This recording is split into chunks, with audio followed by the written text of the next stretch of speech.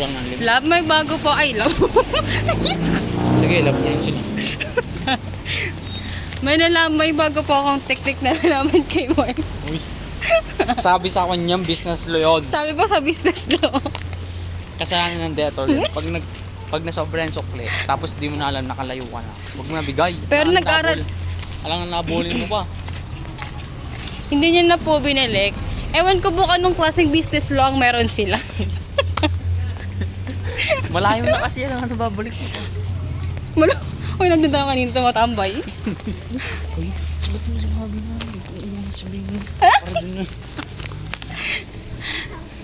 Iba po yan. Pero po yung business law po na na-take ko, hindi po siya ganun.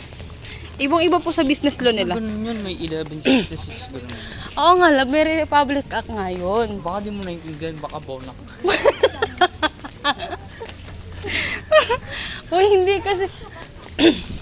Ito po ang nagawa ng 50. Ayan po yung sobra. Magkano? Ay, hala, sinobrahan mo talaga kaya pala sabi mo nag-gastos mo yung 50 sa 7-Eleven. Ay, anong nagusto? Sabi mo yung 50 pesos kanina, di ba? Ayan na pala yun. Kaya sabi mo may kupit pa ako kay mama. Ay, ikaw na may kupit, hindi ako mo. Oo nga. Akala ko may sobra pa. Kulang na pala.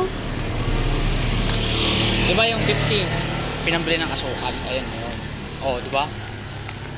Oh, yung 50 pinambili ng asukal. Magkano sukli mo?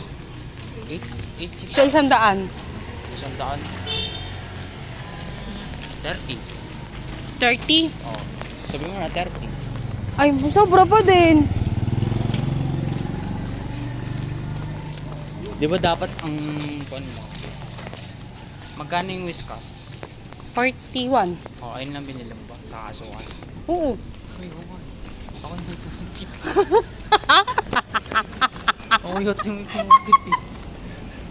Uy, ako yating kumikit. Alam mo, yari ka kay mama. Tara na. 25.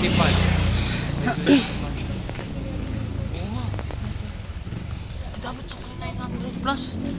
Tapos yung pag-sukli 800. Patay ka dyan. Mayroon mo ito. Ayun na, pasobra-sobra ka po ng sukli. So yung sinabi po namin kanina about sa business law po, wala po pala yun. Kami po ang kumupit. Okay lang yan, love. Ba't ganun?